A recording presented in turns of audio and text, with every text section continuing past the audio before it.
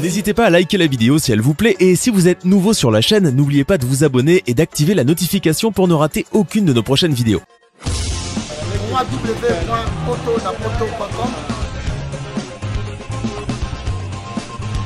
www.potonapoto.com.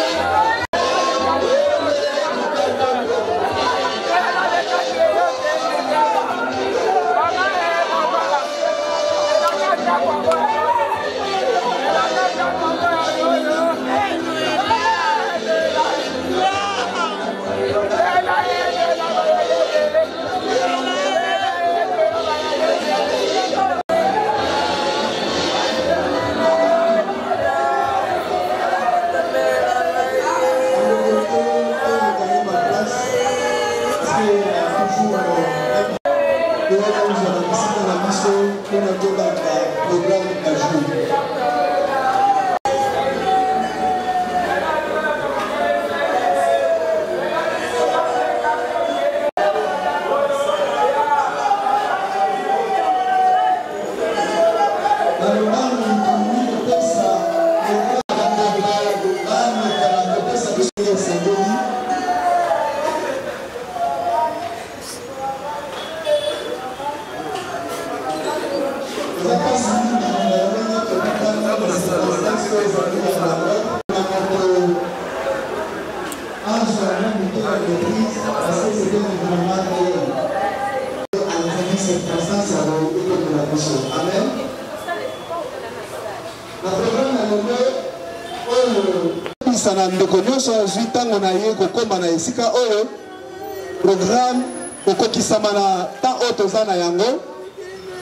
c'est à peu près 40 minutes que nous avons ici pour notre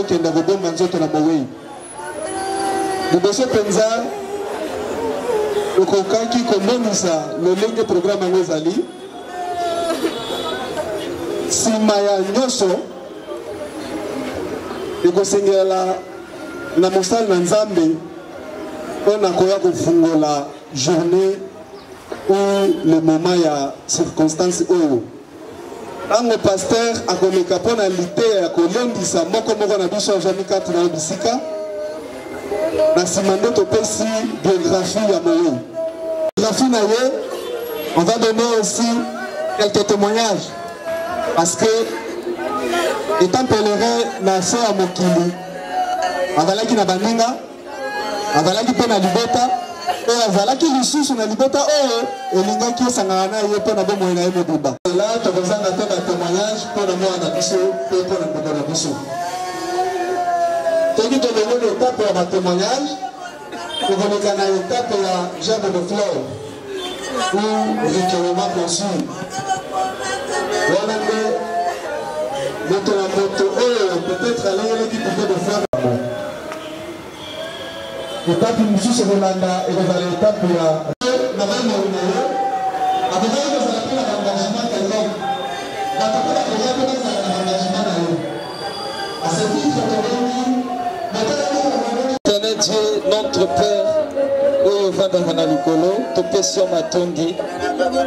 Il est écrit, tozongisela yo matondi na makambo nyonso, ete bongo nde mokano na yo kati na biso epai na Nkolo Yesu Kristo. Yawe topesi yo lisusu lokumu ete ekomami na mokanda na Amosi ete arrive-t-il un malheur dans la ville sans que l'Éternel Dieu en soit l'auteur? Yondo yebi mbotama ya moto ve kufa ya moto yondo batelaka moto pendant séjour na ye passager na se ya moi yondi misi ete esali maboye yango topamboli yo papa yawe Nzambe na bomoi tosangani mpona oyo bato bakosalaka nde olobi tout ce que vous faites en acte ou en parole faites-le pour la gloire de Dieu le dédié moment oyo na maboko na yo nyonso koleka epesa yo lokumu yawe Nzambe na nguya totelemeli nyonso bokeseni na kombo na Yesu Kristo toyebi ete yo mobondisi ya mitema ozalaka toujours wana mpona kobondisa tika ete na moma oyo oyeba kokonsole motema moko na moko oyo ezoki ya solo todemere na parfaite volonté na yo mpe milulu oyo eleka malamu na kombo na Yesu Kristo amen ye abikaki oyo aye oyo ezali kozela ye ezali esambiseli lokola ndimaki Nkolo Yesu lokola mokonzi mpe mobikisami toza na endimeli wana ete akosikwa pe akobika pembeni ya Nkolo Yesu Kristo parce que c'est la seule condition po ete moto azwa bomoi na seko kondimela Yesu lokola mokonzi mpe mobikisi nde likambo etikali ngai na yo tozali na bomoi totikala ngui kokanga maloba na Nzambe na ntina ete ngai na yo mpe soki tokufi mpo tozali bametre ya souffre na biso te toyeba mpe hérité vie éternelle alleluya yango wana bipa ezali yo ndeko zwa consolation na maloba oyo yo ezali koyoka maloba oyo ndimela Yesu lokola mokonzi mpe mobikisi yango nde ezodetermine lobi na yo nsima na yo ya kotika nzoto oyo ngai na yo tolati temporairement alleluya yango wana bipa ezali biso mitema na biso etongisama te tozwa ebondiseli na maloba oyo koyeba ete bomoi na se oyo tokotika yango mais il y a une vie après cette vie alors cette vie là a deux facettes une souffrance éternelle et une vie éternelle ndo penza ndeko na biso mwana na biso Bela ye abengamaki na kombo Mola mpe Ditomene Njoku autaki na yango d'emblée te abimi na kati ya libota moko nde libota wana epesi ye identité wana parce qu'on dit aussi le nom ne peut pas être attribué comme ça sans qu'il y ait un sens. Cependant, moi, la biso là, aouti, na libota, oh, na outi kolobaya, ditomen, pe, na njoku, nya là. Noela, analuma na oyo, abotami na mboka oyo ya Kisasa. Abotamaki, dans le 26 décembre 1989. Oui, c'est police Nkolo Abondaye na Mokolo oyo Moganzimaki. Moi, Nabiso, officiellement, Toyobi, Kavali, c'est le bateau. Mais, Toyobi peut que, avec la Mobangasimoko, oyo Alingaka, c'est sur le bota. Mais le col nano, nous pouvons couper un boca et il dit qui est le comité, moyen le bateau que moi, Nabiso, à Balaki. Parce qu'on attendait les événements. C'est comme ça que je prononce qu'elle est morte célibataire. Nous avons l'andanga malin. Mais la bonne peut-être que na simanaya va être dans mon bandis. Na lobby en mode déjà. Mais moi, Nabiso a confié comme étant célibataire. Moi, Nabiso a outi na famille, oh, la papa, domaine na bandeko na ye ya mibali pe ya basi o bazana pasi na motema na bango pe mona leki na bango pe ya na bango kotika bango de même et pas ya maman na ye Marinya Yola Nzoku pasi na motema komona mona o azalaki la fille unique pour la maman na ye o limo na maboko na ye wana ndo mwana biso mola mwana biso avandaki kaka na ndako te mwana biso de par éducation ya baboti na ye batindaki mpe na baekole mpona oyo etali ekole lela oyo toza kolela lelo eza mpasi na motema nzambe bainvestir na éducation na ye ntango alingi ebanda kobota mbuma esepelisi nzambe alongola ye na se na mokili mwana biso lela asali baétude universitaire asali yango na université ou institut supérieur ya monene ya mboka oyo na IEC Gombe azali gradué ou azalaki gradué parce que elle est déjà partie azalaki gradué na sciences commerciales na option marketing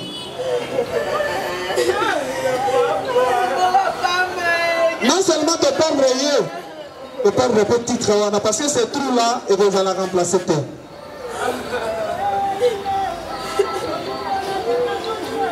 yambona yako mana yese asalaki ba études secondaires na yo na complexe scolaire Siama wana nde bipa ya joaki diplôme na yo et puis na école primaire atangaki na Saint-Benoît bipa yo pa décrochaki certificat d'études primaires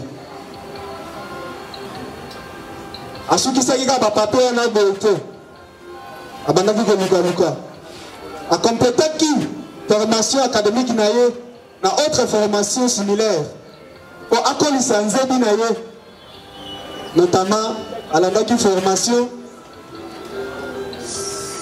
ya koyebaka informatique.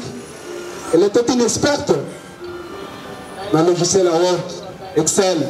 Tout ça, elle en a fait pour seulement faire asseoir ses études. Mais là, il s'appelle ici Nkolo Alongolaye. Pas ce monde. Alikaki pe bisiki ebele pour perfectionner connaissance naïe en faisant plusieurs stages. Mais aujourd'hui, nous l'avons perdu. Pas mingi akata libota. Libota zana passe. Le père de moi, pour investir quand on a eu. Et moi, on a eu un avenir à malade. Mais bandit naïe, article pe na passe. Biso libota toujours le mais bandit naïe personne ne l'a eu. Les amis, parce que nous sommes en biso, nous sommes en Zambé, à l'Engela qui est en Yango. La ligne qui, autant la biographie, la salle de récitation, il y a une ligne qui a point par point, niveau à ni ni toza na ngoto na tina moi na biso. Dans le cas Zalaki, moto, le cas qui n'a pas de l'école, a bien la famille à Titomena et puis la famille à Nzoku. na kati ya parcours d'études na na monisi tinenga komaki na cycle graduat bomona po wana ko silisa yango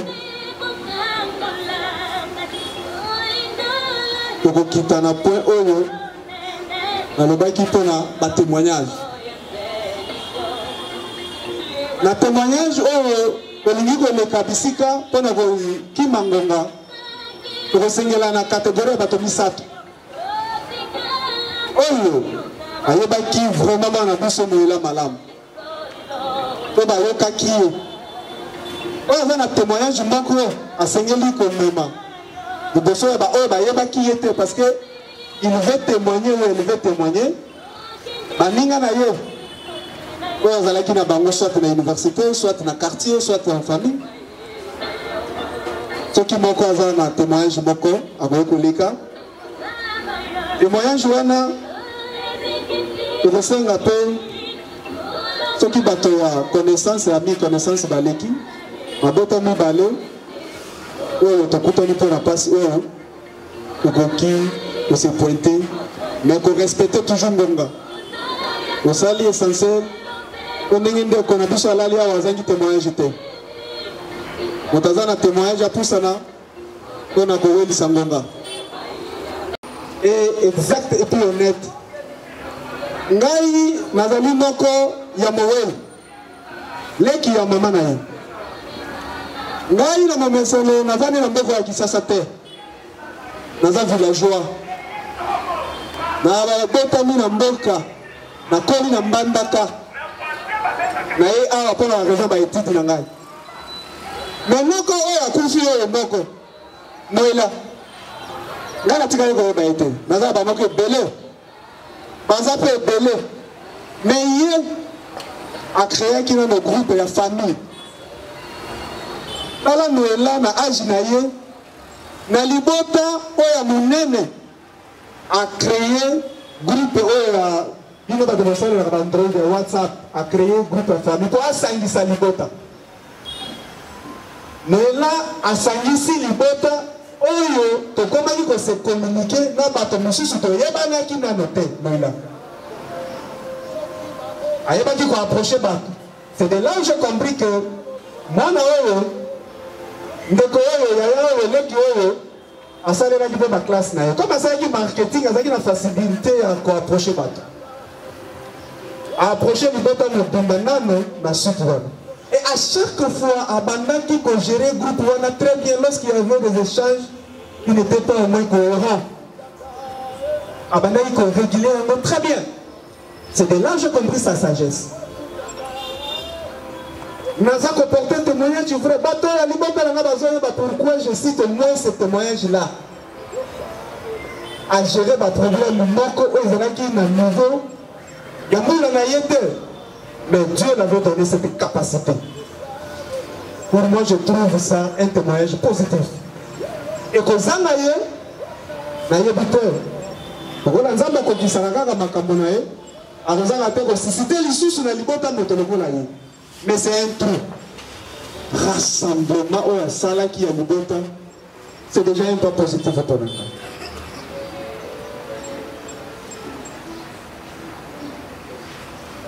Et ça, na makambabele, on a conquis la pourcent de quoi. Ce qui a peut-être n'a pas si qu'on le cas, mais la monnaie que de comme là, aux anguilles, na libota, ils a passé. Azalaki conflictuel te. Ceux qui ont sali mabe, approché avec sourire à Yébissi. Mais tu vois, ce côté-là, il fallait peut-être. Avec qui n'a complaisance te. Après Yébissi, bon là, mon aïe, toi, ma ben aïe. Mais au canisate que n'est lobby, toi, mon ici, atikali n'a pas monté manaïe. Non, elle passe. Bon, il y a qui témoigne, je n'ai pas sa bonne année là.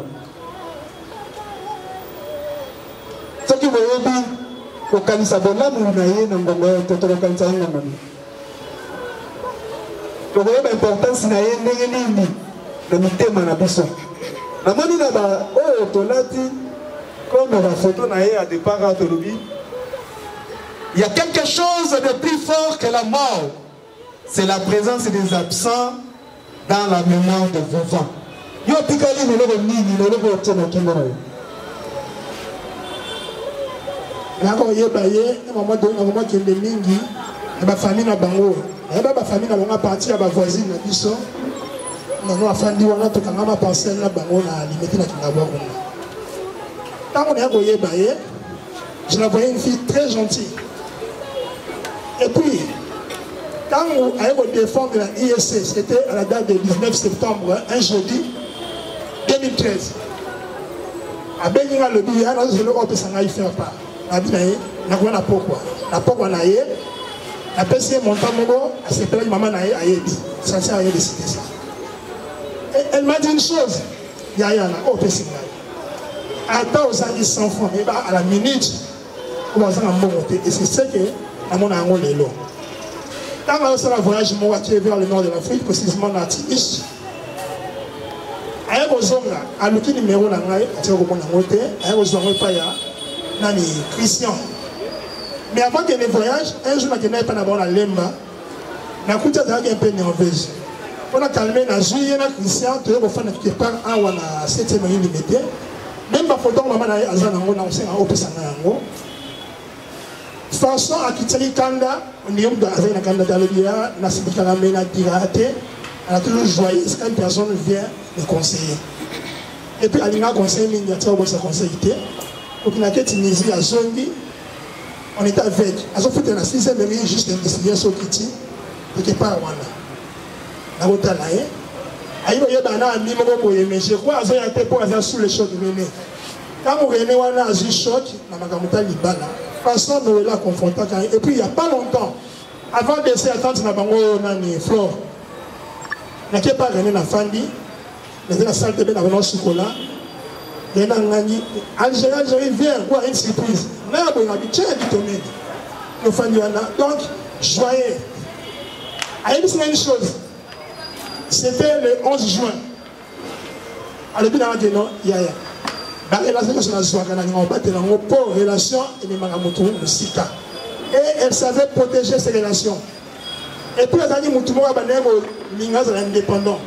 Mais et puis elle a dit que la monde est sérieux. Si on est sérieux, on va avancer. Si on est moins sérieux, en tout cas, il y a chute totale. Mais dernière fois, il y a un peu sur le live qui n'a septembre, si je ne me trompe pas, dans le téléphone. Alors, j'ai compris en elle qu'elle était une personne qui aimait la paix, qui n'aimait pas de conflit avec tout le monde.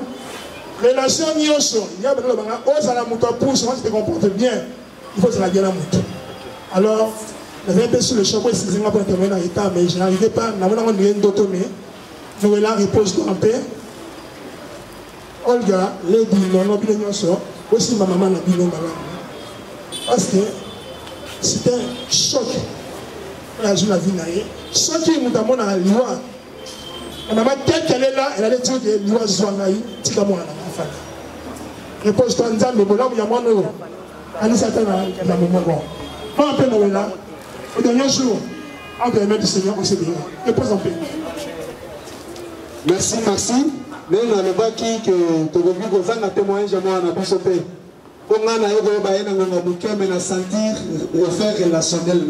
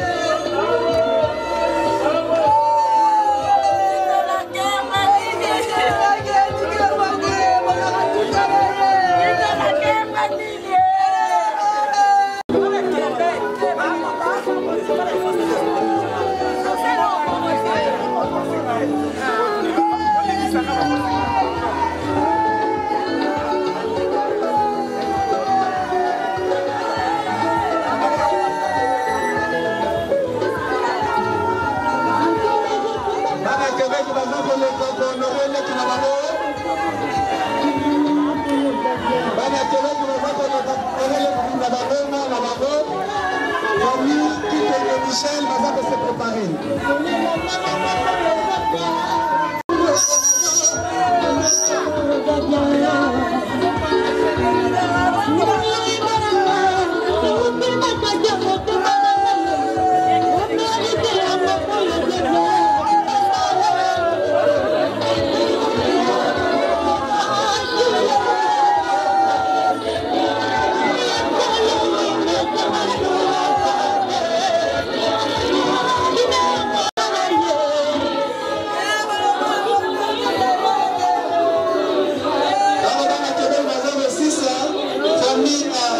Michel qui te représente pour approcher.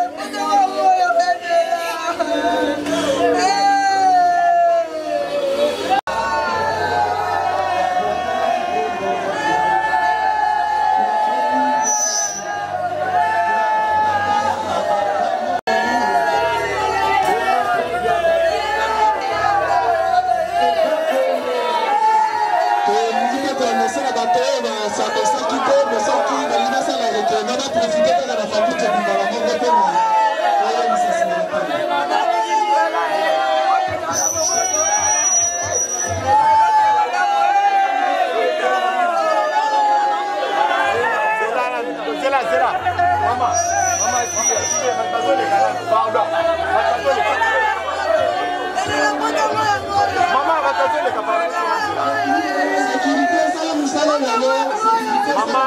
Maman, Zéro va pas le cas.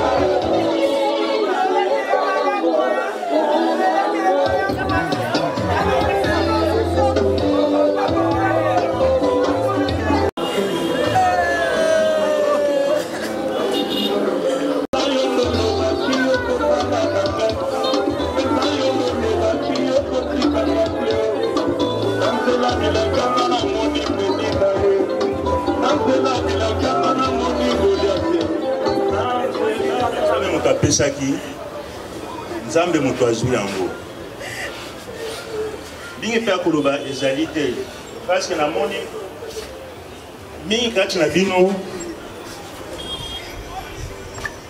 amususu bazalaki na occupation na bango amususu bazalaki na banzela ebele ya kosala na lobi na lelo oyo bike lelo noela azali lisusu te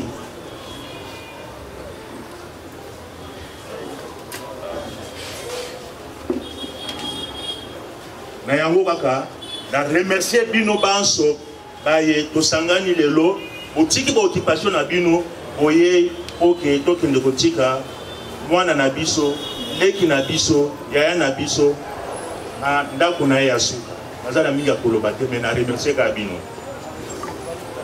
Yahweh Nzambe na ngolu nyonso totikeli yo nyonso ekambama na nguya ya loboko na yo longola makama nyonso tokokutana na yango na nzela pe besida nyonso désagréable ekoki koya na nsima ya milulu oyo totelemeli yango nom puissant de Seigneur Jésus-Christ. Yahweh Nzambe na ngolu yo mobondisa mitema molimo na nguya le consolateur akota kati na motema ya moko na kati ya libota ozoki oyo abondisa na kombo na Yesu Kristo ndebo etotiki moyenge beno na maboko na yo oyamba ya bipai na yo na kombo na Yesu Kristo pe biso baso tolobi merci Seigneur Jésus Christ. Ande wetata la mapana kwa honore mowe.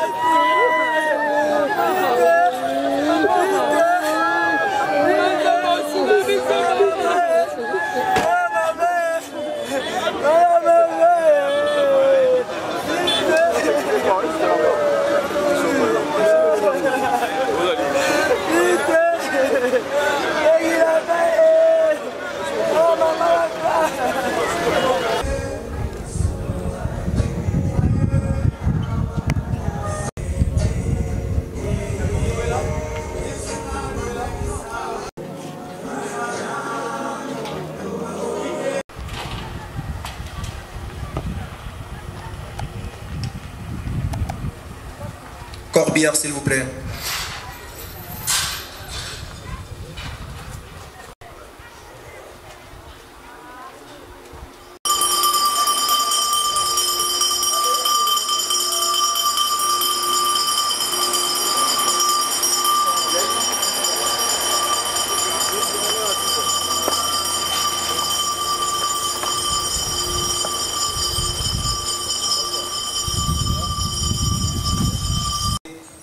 Reprendre vos places assises.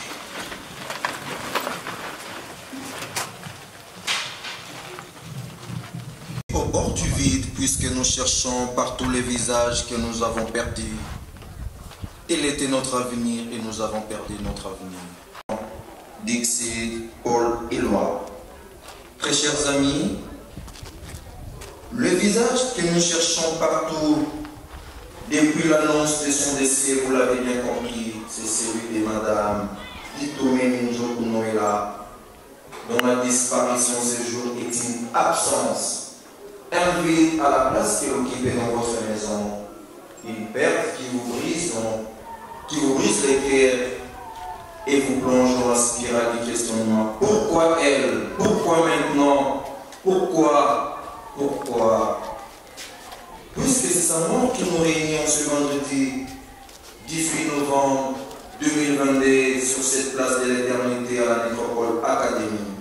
Et pour cause qu'il plaise à vous, sa famille, amis et collègues, très chers à Madame Noëlla Itomeni, de trouver à travers ce petit monde d'accueil l'expression de nos sincères condoléances et les réconforts moraux par notre assistance active à cette cérémonie empreinte de dignité et de solennité. Bien qu'elle est partie à l'âge très tôt, Madame Noëlla Itomeni, affectueusement appelée Dito, vient d'écrire une courte page de l'histoire de sa vie, où l'on peut lire qu'il est issu de la lignée parentale de Papa Itomeni et de Maman Njoko, du village de Moupolia, secteur de Mongolola, territoire de Lozi, les tout dans la mer et 12 provinces maritimes du Congo central. Elle est venue au monde avec les souffles de vie le mardi 26 décembre 1986, ici à Kinshasa.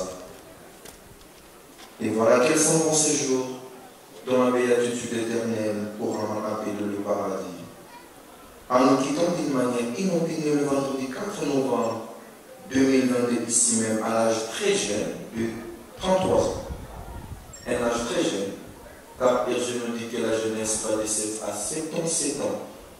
Mais voilà, aujourd'hui à 33 ans, Madame Noëlla nous quitte, laissant ainsi les cœurs brisés de tous ceux qui étaient attachés à elle et qui avaient encore tant de choses à partager avec elle. Elle s'annonce ce jour en nous laissant tous sur nos pourquoi, mais était liée et d'autonomie. face à la vie et la mort. Ces couples de mots, cette dimension d'expérimentation, où tout nous laisse à penser qu'il n'avait pas tort. François de Malherbe de s'exclamer, mais la rose, elle était du monde pour le plus belle chose. On le pire destin, et Madame Noëlla avait dit que vive le rose. L'espace des montagnes, avec comme leçon de morale cet adage créole haïtien, selon lequel il n'y a pas d'âge pour mourir. L'espoir de la famille était permis de voir cette jeune dame licenciée en marketing en l'Institut supérieur de commerce de Kinshasa, IEC en sigle. Remplie d'ambition et de projets, transformer sa pension en réussite sociale, hélas, 3 fois hélas. Qui incarne nos rêves et nos espoirs pour les renouveler l'avenir. Surmonter une telle épreuve peut sembler ni possible ni désirable, voire même une trahison à la mémoire de l'enfant. Perdre un enfant bouleverse l'ordre des choses, un homme ou une femme qui perd son partenaire. Mais ni en français, ni en lingala, Kikongo, Swahili. Très cher Noëlla, la mort t'a emporté, toi qui aimais tellement la vie. Comment te dire notre tristesse de te voir partir? Ton cercueil est un bateau qui t'amène là où il fut plus beau, au pays de tes ancêtres. Les jours de ton enterrement, notre Dieu n'est en fait que nos devoirs. Ta mort nous enseigne que la vie c'est un jour, que rien n'est éternel. Merci d'avoir été celle que tu as toujours été pour nous. Mourir n'est rien face à l'intensité de nos souvenirs de toi. Nous t'aimons, notre amour est plus fort que la mort. Décider n'est rien face à l'intensité de nos sentiments pour toi. Le cimetière n'est qu'un passage menant vers le plus beau dessus. Le ciel du paradis de juste, au cœur pire comme tu l'étais. Ta mort n'est qu'un recommencement. Ton décès, une renaissance. Nous te disons à bientôt, chère Noëlla. Vous n'irez plus chercher Madame Noëlla Ditomene Njoku à sa résidence parentale, située au numéro 4 de l'avenue Boubangi, quartier Rigini, dans la commune de Lema. Pourquoi? Parce que tout simplement, à cet instant précis, elle vient de changer d'adresse et de commune. À dater de ce jour, elle vient de mettre domicile dans cette belle cité qui est la Nécropole Académie, dans le quartier Aléna, à l'E6, au numéro 234 de la rue de la Conservation. Je réponds à la nouvelle adresse de Madame Noëlla Ditomene Njoku, que je vous prie, chers amis, de bien vouloir retenir à dater de ce jour. Il est dans cité Nécropole Académie, commune de Montserrat, ici là dans le quartier Aléna, à l'E6. Au numéro 236 de la rue de la Conservation. Donc c'est ici une île barrière, très chers amis, que vous reviendrez très souvent quand vous le pourrez visiter sa nouvelle adresse. N'attendez surtout pas le 1er août, journée officielle des morts en République démocratique du Congo, pour le rendre visite, vous souvenir et référir sa tombe. Au nom de toute l'équipe de la Nécropole et ses partenaires, dont de ville de Kinshasa et la Croix-Rouge qui m'accompagne cet après-midi, une fois de plus, nous réitérons à vous, sa famille, ses amis et connaissances, tous ici présents, nos condoléances les plus attristées. Maintenant que Madame Noëlla mérite la paix et le repos éternel, et que la séparation avec son corps physique s'impose à notre pouvoir, nous pouvons aligner son lui dire au revoir dans la langue chère à ses ancêtres en Nyamba. Et nous disons tout simplement, chère Noëlla Ditomene, vous m'aimez, je vous remercie. Derrière son corps, nous vous souhaitons une excellente suite de la journée.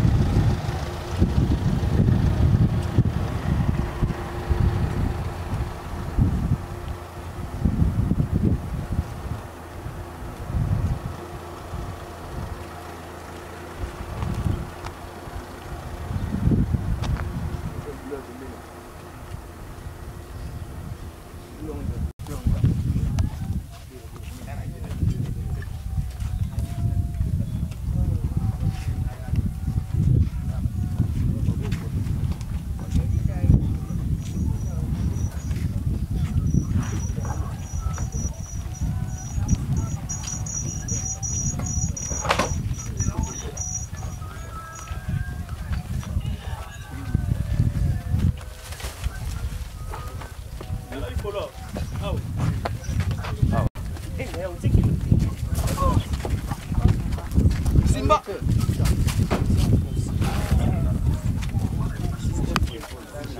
Oh, ouais, Patrick, position, équipe.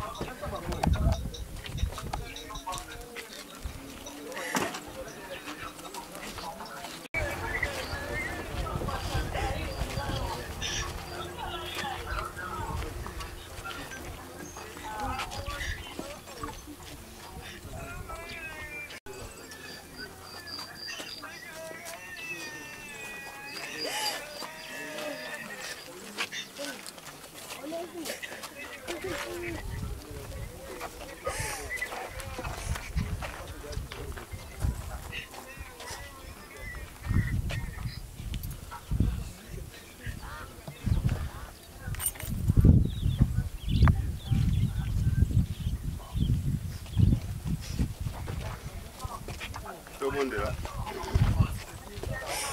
Père éternel, nous te sommes gré pour ce moment que tu nous donnes d'avoir accompagné notre fils à ce lieu. C'est un lieu de rencontre avec toi. Pour nous, nous nous arrêtons ici. C'est à partir d'ici que toi tu prends ton autorité pour nous donner un corps nouveau, un corps de résurrection, un édifice inébranlable. Merci de nous avoir façonné tout cela, oh Dieu. Merci parce que la crie en toi, Seigneur Jésus-Christ, et que toi, tu es un esprit vivifiant. Nous nous pleurons parce que c'est une séparation de corps, mais c'est un passage obligé pour te rencontrer. À partir d'ici, nous savons que c'est toi le chemin et que tu nous conduiras à bon port. Merci de nous avoir accompagnés sains et saufs. Merci parce que nous allons retourner sains et saufs. Que toute la gloire te revienne. Au nom de Jésus-Christ, nous avons ainsi prié. Amen. Et si vous êtes nouveau sur la chaîne, n'oubliez pas de vous abonner et d'activer la notification pour ne rater aucune de nos prochaines vidéos. www.potonapoto.com www.potonapoto.com